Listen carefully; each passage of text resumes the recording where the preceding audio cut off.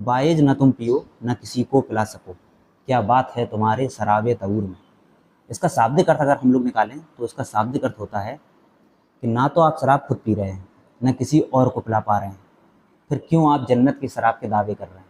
शाब्दिक अर्थ अगर निकाला जाए, और प्रतीकात्मक रूप से जिस पक्ष को लेके गालिब इस बात में अपने विचार रखना चाहते थे वो था समाज में धार्मिक पाखंड को छिन्न विच्छिन्न करने के लिए प्राथमिक कदम उठाना। और इसका अर्थ जो वास्तविक निकाला गया है धार्मिक पक्ष की पाखंडता को दूर करने के लिए, वो ये है कि ना तो आप इस धरा पर रहकर किसी को खुश कर पा रहे हैं, ना तो आप खुद खुश हैं।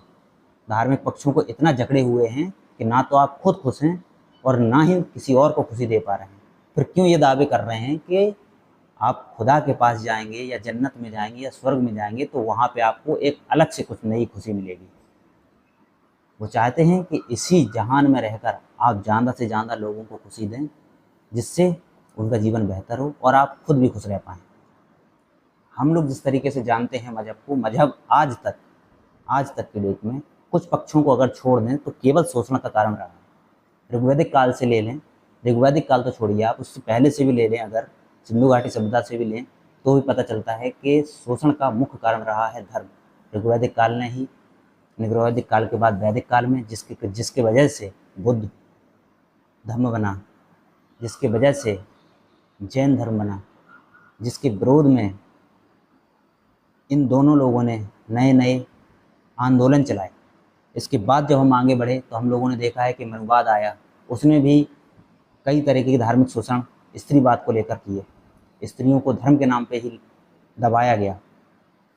और भी आगे जब हम बढ़ते हैं तो हम लोग देखते हैं कि धर्म के नाम पे कितने युद्ध हुए हैं। जब मुसलमानी आक्रांताओं ने भारत पर आक्रमण किया, उसके बाद जब आगे बढ़ते हैं तब हम देखते हैं कि किस प्रकार से धर्म के नाम पर ही अंग्रेज़ों ने भारत को बांटा। उसके बाद भी हम जब आगे बढ़ते हैं इस क्रम में हम लोगों ने देखा है कि संविधान जब बना तो जाना गया इस चीज़ को कि धर्म ही वो ऐसी चीज़ है जो इस देश को जोड़ के रख सकती है और जो इसी देश को तोड़ने का पूरा काम कर सकती है। इसलिए धार्मिक पक्षों को संविधान में डाला गया और कहा गया कि इन पंथों को एक समान माना जाए। आज तक गालिब का ये शेर, आज से 200 साल पहले कहा गया ये शेर आज भी प्रासंगिक बना हुआ है कि धार्मिक पक्ष पर जो इस समय की राजनीति हम लोग देख रहे हैं, इस समय की राजनीति पर भी प्रासंगिकता बनाए हुए है गालिब का ये शेर, और हम लोगों को बता रहा है कि धर्म को निरपेक्ष होकर देखें, ना कि किसी सेक्ट में बट के एक दूसरे पर अपने धर्म को थोपने का प्रयास करें। धन्यवाद।